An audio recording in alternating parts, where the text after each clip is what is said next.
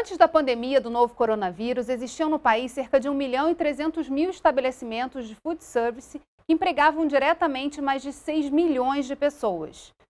Um dos grandes impactos foi justamente nessa questão do desemprego, né? Na sua percepção, os empresários aproveitaram um pouco esse momento também para capacitar melhor a sua equipe? Houve uma busca por esse processo também de profissionalização? Olha, houve um processo de polarização grande, né? Na verdade, o fato das pessoas não terem uma visão de perspectiva de longo prazo, né, gerou um desafio aí muito grande, mas sim, quem continuou operando procurou o apoio dos sindicatos, por exemplo, o Sindirio é um bom exemplo aí no Rio, da Brasel, de outras instituições que apoiaram. Algumas empresas da iniciativa privada, inclusive, liberaram treinamentos que antes eram fechados, o McDonald's mesmo fez isso, abriu essa oportunidade para as pessoas que ou estavam em casa com a jornada reduzida ou foram efetivamente desempregadas, e para quem estava trabalhando, na verdade, Geisa, aconteceu uma pressão muito grande por conta da atividade, né? Então, a equipe estava um pouco menor, então o processo de treinamento foi praticamente on the job. Na verdade, os procedimentos, todos esses novos protocolos, e aí também, nesse processo de retomada, nós tivemos um trabalho aí muito grande e, felizmente, os empresários encararam com muita seriedade e implementaram os treinamentos para poder executar todos os procedimentos aí corretos nessa retomada que patinamos um pouco no começo, mas felizmente a gente tem tido bastante felicidade de visitar alguns estabelecimentos e ver o rigor que tem acontecido, né? Esse tema da segurança, né, assim como na hotelaria, a gente recentemente entrevistou o presidente Paulo Michel da BIH, passou a ser um item Uhum, de exigência do consumidor, né? Talvez perfeito. até por medo de perceber assim, que isso faz diferença para a própria saúde dele, né? Na verdade, como a alimentação pôde retornar muito antes da hotelaria, né? Então, logo nos primeiros 10 dias ali, onde foi definido o lockdown, os estabelecimentos começaram a pressionar, começaram a perguntar e rapidamente foi liberado o delivery. Então, já naquele momento, alguns procedimentos novos foram imediatamente implementados.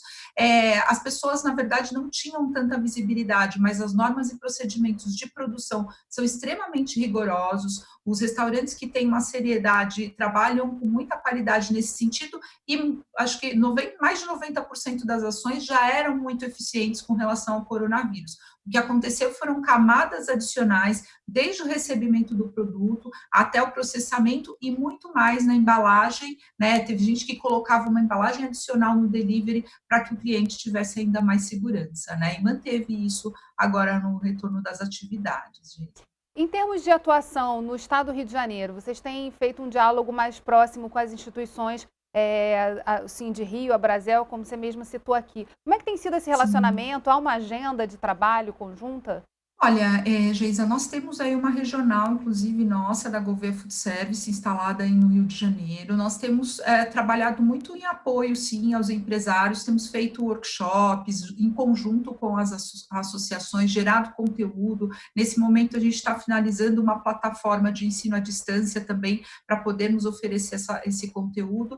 E, obviamente, trocado dados, trocado informações, a gente teve a oportunidade de fazer um workshop com boas práticas mundiais, e foi incrível, porque, assim, alguns empresários de bares e de restaurantes muito tradicionais aí, Bar Luiz, o Bar Urca, estiveram ali conosco, para não citar todos ali que estiveram conosco, enfim, não deixar de prestigiar ninguém, mas só para fazer uma ilustração, eles, surpreendentemente, muito felizes de estarem praticando nos seus negócios coisas que estão acontecendo no mundo todo. Então, felizmente, hoje, por conta da internet, por conta da comunicação e, na verdade, dentro do food service, aconteceu uma grande onda positiva, né, onde teve uma união mesmo de chefes de cozinha, empresários, e essa troca aconteceu, e, felizmente, o Rio, sim, tem demonstrado muito positivamente esse profissionalismo na gestão dos negócios. Em relação a essa questão da digitalização que você falava no primeiro bloco, há também uma necessidade de Perfeito. investimento, né, para que se absorva essas tecnologias.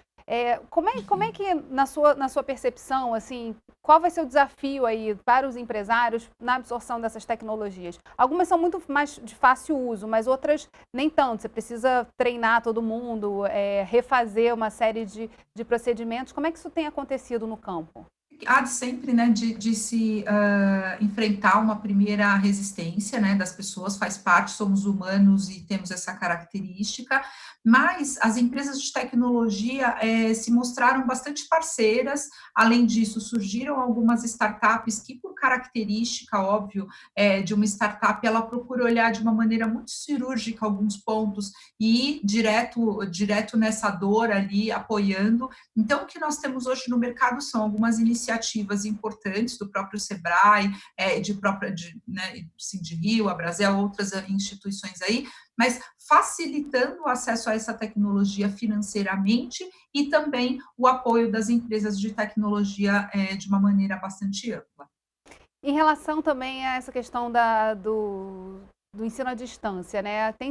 Se abriu aí toda uma possibilidade e eu acho que as pessoas também começaram a ficar mais abertas a buscar esse tipo de conhecimento, né? Não tão desconfiadas. Mas no caso específico do food service, você também tem muita questão de manipulação. Como é que funciona esse processo? Você tem percebido essa aderência maior das pessoas a buscar mais conhecimento? Como é que isso tem acontecido no campo? Olha, as pessoas estão bastante permeáveis, na verdade. A gente passou um período de altíssima permeabilidade, porque no começo da pandemia ninguém tinha informação, então a gente estava muito conectado, estávamos online, então as pessoas estimulavam também. Os funcionários, de uma maneira geral, hoje, todo mundo tem, né, o seu dispositivo móvel de alguma forma, e as empresas estão transformando isso em alternativas palatáveis do ponto de vista de gamification, né, trazendo jogos para que sejam interessantes, para que sejam interativos. Então, hoje a gente percebe, né, essa caminhada que estamos fazendo nessa direção, justamente com esse olhar, para que seja gostoso, que seja agradável e que gere, de fato, engajamento. Então, sim, as pessoas têm buscado mais conhecimento, desde que ele seja agradável, né, interessante para elas também. Porque também a gente vê agora justamente uma percepção, uma exaustão do virtual, né? As pessoas querendo mais, buscando mais esse contato pessoal e aí começam a ficar mais cansados de estarem tanto tempo imersos diante de tanta tecnologia, né? Que permitiu que a gente ficasse conectado, mas também traz aí vários desafios para a gente trabalhar esse equilíbrio, né? Mas a gente vai falar um pouquinho mais sobre algumas ações que o poder público também pode fazer nesse cenário no próximo bloco. Você não sai daí. Rio em Foco aqui, política e economia caminham juntas.